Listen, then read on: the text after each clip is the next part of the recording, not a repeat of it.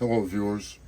My last video was actually of me making this LDRC AE86 brushless. Let's take the body off. Take a look at it. Okay. You can see I put a brushless motor in here. It works good. I have to put bearings in it. I have to put metal axles in this thing because these things are binding up with the power. But anyway, this video is about steering angle. With the original control, version 1, well actually this is possibly version 2, but this one didn't have the B button, did not work on it. My steering was hanging up. It would turn one way about a quarter, the opposite way full lock. Well, I realized once I upgraded to a better control, this turbo racing that I'm using for the brushless system, I actually achieved full lock both directions. I put a aftermarket digital servo in it. And as you can see, this thing doesn't glitch anymore. That's good lock that way, that way. To the left could be a little better. I'm going to actually put a better servo in it. Let's see what we get. Because I don't think this servo has enough power to do what I want it to do. So I'm going to pull this servo out of here.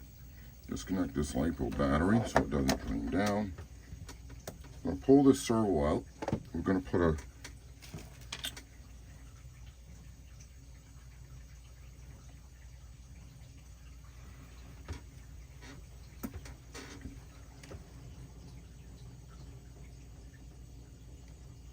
Hobby Fans metal cased digital servo in and see what happens. So let's get busy. I've already taken most of the screws out. It's not a lot to do. Ran into one problem though, putting that servo in. It won't mount in from the top like this original one does.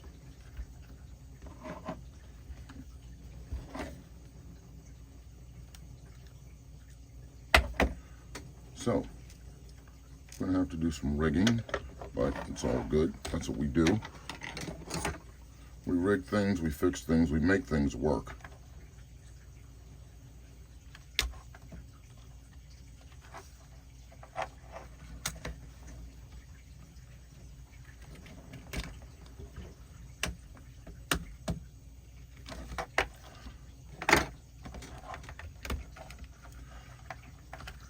Okay, so once we get that out, we're going to disconnect the servo from the receiver.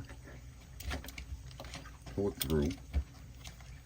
Yeah, everything actually can tuck inside of this battery compartment. My 15 amp ESC can tuck in there. My receiver, wiring, put the cover back on it. It's out of the way. The only thing I had to do was actually take the battery down. But anyway, with this servo, I realized it's not a bad servo. It's not the best, but think about what you're getting for the price you're paying. Mount and screw out, pull off the servo arm. I've noticed a lot of people on the internet have been trying to sell these or promote you to go and buy an upgrade arm for more angle. You actually don't need it. Once I changed the receiver, the servo got better signal, therefore better response time, better steering angle. But I am still going to pop that out. I'm going to put this in.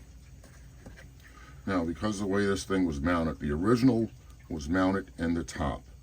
Okay, this one's going to go in from the bottom, and I'm going to have to put some spacers in it to give it an angle, to angle it forward and down. That's what I'm going to have to do. So I'm going to put that in like that. Put my two screws back in.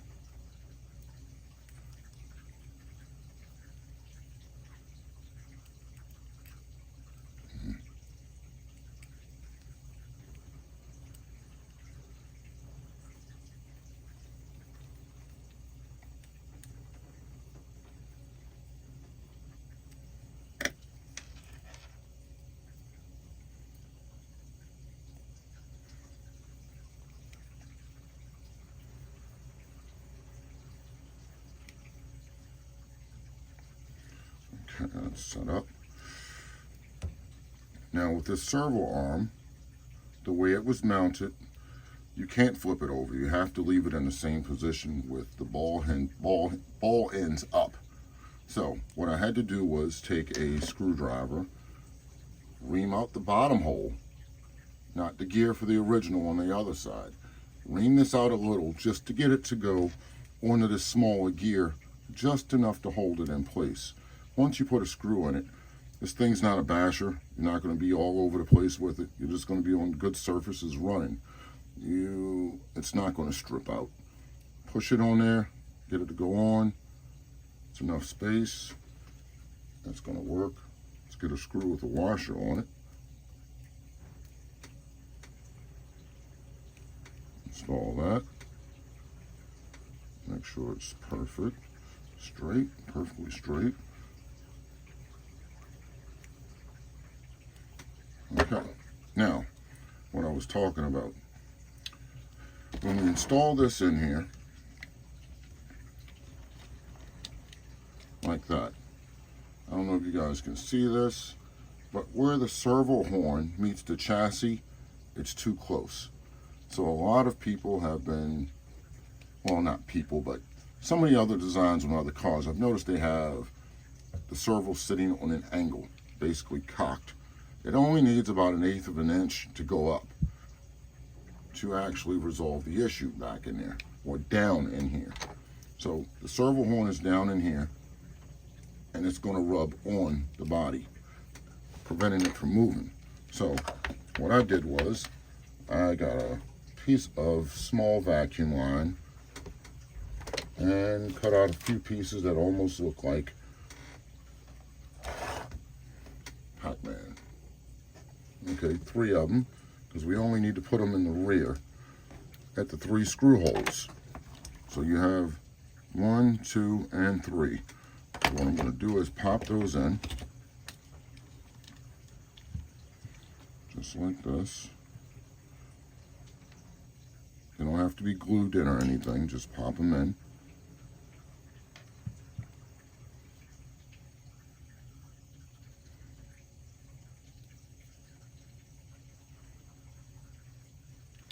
And the factory screws will still actually catch enough to tighten these down. But what it's going to do, it's going to elevate it just enough to give us clearance. So we're going to put that back in here, like so. Line up the holes, get a couple of screws in it to catch everything.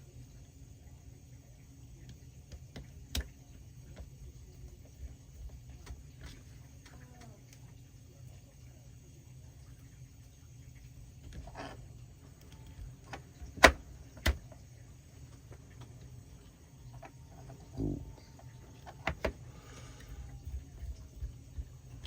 2.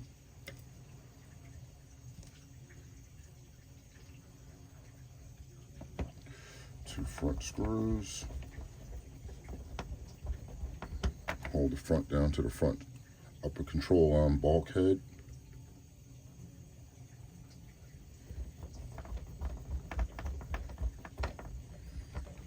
Last but not least, the rear screw.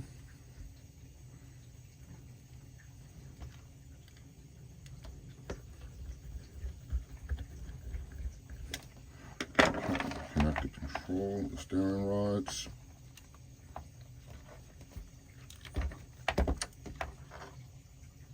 Let's do that one hiding. Let's take my little pointer, connect this one. Okay, let's plug this up to the receiver. Remember, first slot, number 1 is always your steering. Thus for you have everything else afterwards. Power up the control, plug up the battery.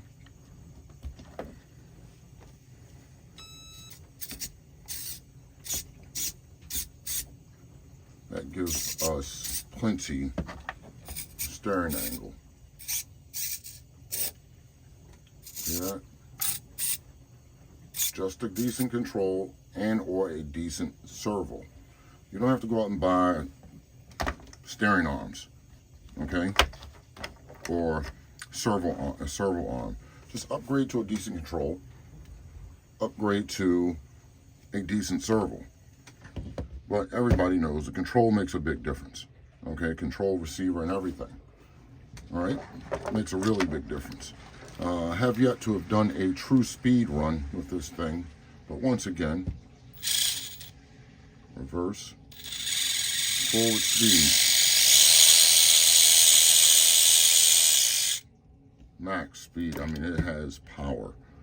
This thing will actually do on concrete with the rubber wheels, these wheels, you know, even though it has bushings in it, will actually get up some good speed for driving. So this thing's actually like a little competitive car now. I have a X mod somewhere that was quick. This will blow it out now. But anyway, thank you. Everybody enjoy your day. Keep on RCing.